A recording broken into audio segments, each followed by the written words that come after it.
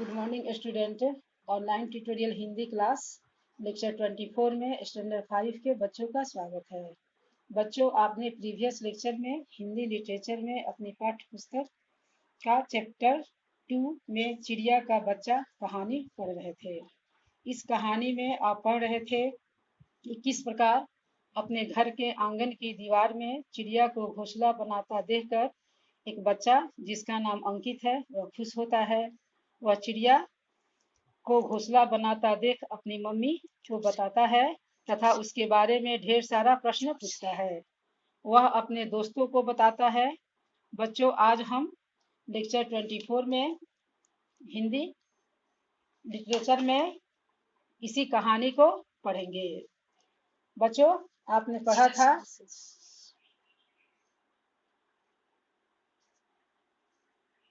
यहाँ तक आपने पढ़ा था कि अंकित किस प्रकार अपने दोस्तों को राजाओं आलीशान और अकड़ से चिड़िया का घोंसला दिखाता है और उसके बारे में एक एक छोटी से छोटी बात भी बताना नहीं भूलता। अब हम आगे पढ़ेंगे। कुछ दिन पहले ही चिड़िया ने अंडे दिए।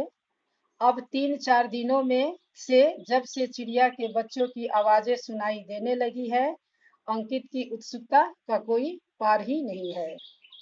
वह उछलकर मेज पर चढ़ता, बड़े गौर से चिड़िया को अपने बच्चों के मुंह में दाना डालते देखता और कूदकर फिर नीचे खड़ा हो जाता। पढ़ते पढ़ते उसका ध्यान उचटता और वह झट मेज पर खड़ा होकर चिड़िया के बच्चों को देखने लगता। अब उस घोंसले में चिड़िया ने अंडा दे दिया है। अंकित को उन चिड़ियों की बच्चों की आवाज सुनाई दे रही है। उसके अंदर काफी उत्सुकता है। वह उछलकर पेड़ पर चढ़ता है और चिड़िया के बच्चों को देखता है कि किस प्रकार चिड़िया अपने बच्चों के मुंह में दाना डाल रही है। उसका ध्यान पढ़ने में नहीं लगता। अगर वह पढ़ भी रहा है तो उसका मन उचट जाता। सुबह उठते ही उसका पहला काम यही होता, मेज पर खड़ा होकर चिड़िया के बच्चों को ची ची करते देखता और फिर खुश होकर अपने काम में लग जाता। अब बच्चों, अंकित का यही काम हो गया था। वह अपना कुछ समय वह चिड़ियों के बच्चों पर भी में लगाता। वह सुबह उठता और मेज पर खड़ा होकर सबसे पहले वह चिड़ियों की बच्चों को वो देखता और खुश हो जाता। फिर वह स्कूल जाने से पहले भी चिड़िया के बच्चों को टाटा कहना नहीं भूलता था। शाम को स्कूल से आते ही बस्ता फेंककर सीधा मेज पर आ खड़ा होता।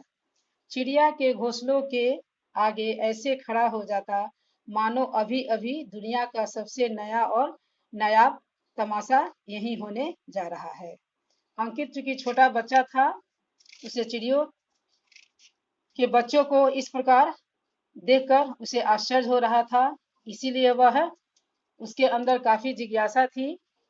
वह काफी उत्सुक होकर उस चिड़िया के बच्चों को देखता।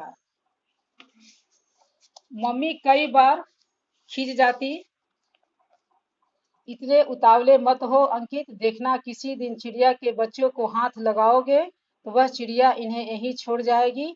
ये बेचारे भूखे कलपते रहेंगे। मम्मी के ये कहने पर कि